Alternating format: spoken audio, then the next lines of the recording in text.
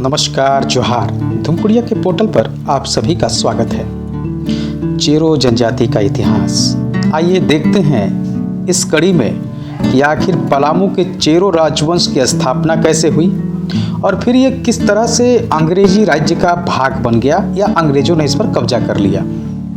चेरो पर Dalton, फोबोर्स, Buchanan, संडर और Risley जैसे कई लोगों ने लिखा है और इनकी उत्पत्ति और इनके इतिहास के बारे में अलग अलग राय व्यक्त की है, लेकिन कोई संतोषजनक निष्कर्ष नहीं निकाला जा सका है।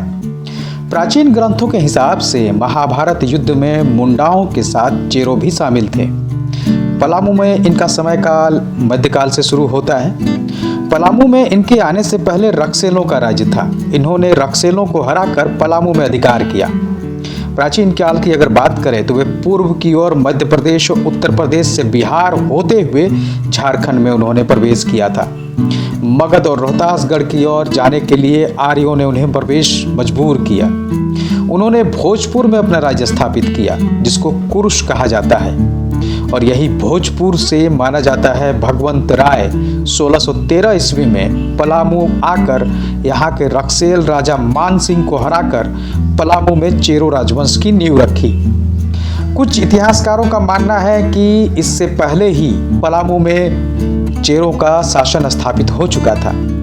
अगर भगवंत राय की बात करें तो इन्होंने 1613 ईस्वी में भोजपुर के सहबल राजा के ये पुत्र थे, सहबल राय के, और इन्होंने 1613 ईस्वी में पलामू आकर यहाँ के रक्सेल राजा मान सिंह को हराकर चेरो राजवंश की नींव रखी।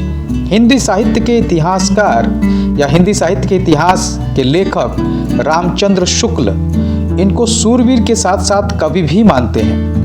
उनका मानना है कि इन्होंने हिंदी में हनुमान 25 की रचना की।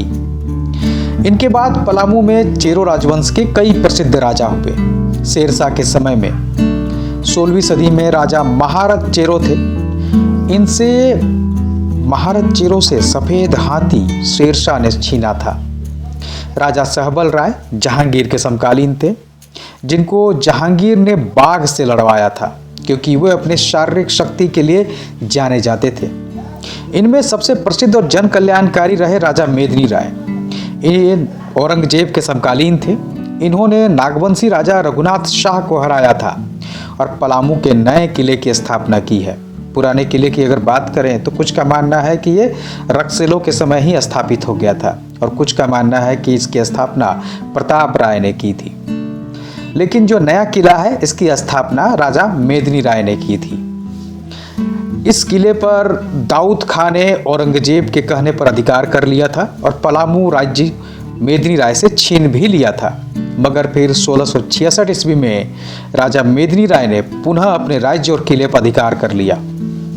इनके शासनकाल को चेरो का स्वर्णकाल कहा जाता है। 1742 ईस्वी से मराठों का अभियान इस क्षेत्र में शुरू हुआ। सुरगुज्जा तक मराठों का प्रभाव बढ़ चुका था। इनके बढ़ते प्रभाव को देखते हुए ही 1771 ईस्वी में कैप्टन कैमक ने पलामू राज्य को जीतकर अंग्रेजी राज्य का करद राज्य बना दिया। अर्थात पलामू राज्य अब अंग्रेजी राज्य को कर देने को बाध्य हो गया। इसके बाद चेरो राज्य अंग्रेजी राज्य का करद राज्य बन गया। 1800 ईस्वी में भूखन सिंह चेरो के नेतृत्व में पलामू में अंग्रेजों के खिलाफ चेरो विद्रोह हुआ। 26 जून 1813 ईस्वी को अंग्रेजों ने पलामू को नीलाम कर स्वयं खरीद लिया। अंतिम राजा चूड़ामन राय के लिए 200 रुपये प्रतिमाह पेंशन तय कर दिया गया और अंततः 24 मार्च 1819 को अंग्रेजी सरकार ने पलामू राज्य को स्वयं नियंत्रण में ले लिया और इसको रामगढ़ कलेक्टर के अधीन कर दिया। बाद के वर्षों में भी हम लोग देखते हैं कि पलामू में चेरों के जो शासन का प्रभाव देखा जाता है, क्योंकि 19वीं सदी तक चेरों के पास काफ़ी ज़मीनें थी। धन्यवाद। अगले वीडियो में फिर किसी और इतिहास और जनजाति को लेकर आपके सामने प्रस्तुत होंगे। तब तक इंतज़ार कीजिए।